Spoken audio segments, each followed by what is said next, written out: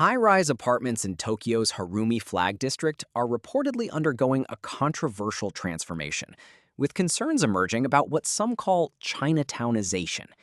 This phenomenon, driven by a surge in purchases by Chinese investors, has reportedly led to a raft of issues, including illegal businesses operating within residential complexes and numerous unlit apartments.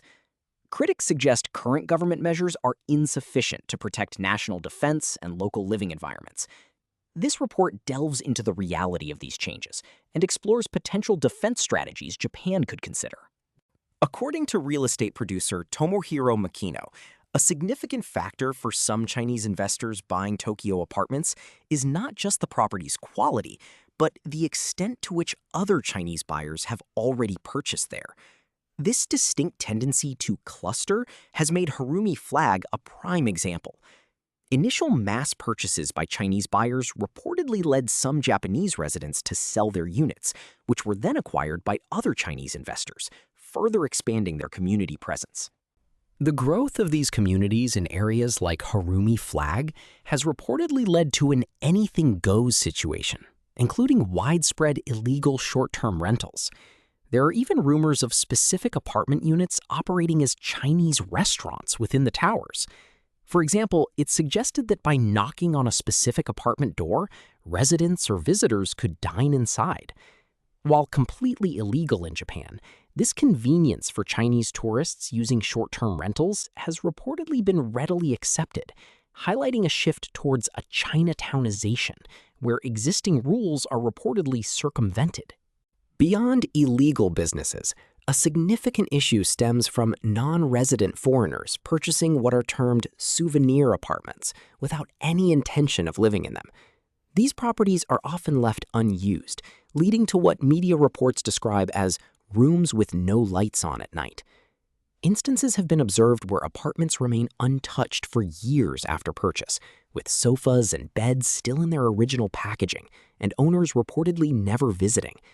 This neglect often results in unpaid management fees, repair reserves, property taxes, and even real estate acquisition taxes, creating a challenge when owners' whereabouts are unknown. Japan's real estate market currently operates as a largely free market, which, while having some positive aspects, raises significant national security concerns, especially when foreigners acquire land around critical sites like self-defense force bases or the Ministry of Defense. While the Important Land Survey Act was implemented, it only grants authorities the power to investigate foreigners who have acquired such surrounding land.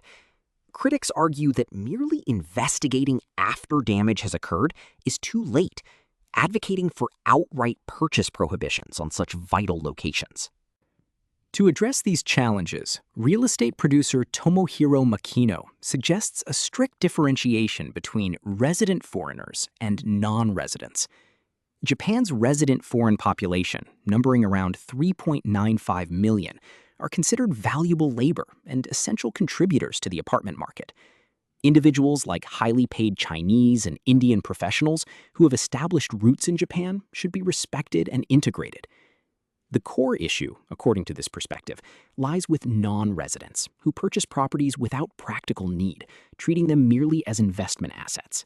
For practical limitations on non-resident purchases without violating international agreements, Singapore offers a compelling model. Singapore imposes an extremely high stamp duty of 60% on properties purchased by foreigners for residential purposes, significantly increased in 2023. This measure effectively deters speculative buying and profits from resales. Singapore also clearly segregates its housing market, excluding foreigners from public housing while allowing free competition in the luxury condominium market, thus protecting the living environment of its general citizens from investment volatility. While attracting foreign capital can stimulate specific areas, experts warn that mixing general residential markets with investment-driven markets ultimately disadvantages ordinary citizens. While property prices are rising, issues may not surface, but during a market downturn, investors can quickly withdraw capital, leaving residents tied to their homes. Singapore's rational and decisive regulatory approach, which prevents bubbles while safeguarding citizens' lives, is presented as a model Japan should seriously consider to navigate these complex challenges.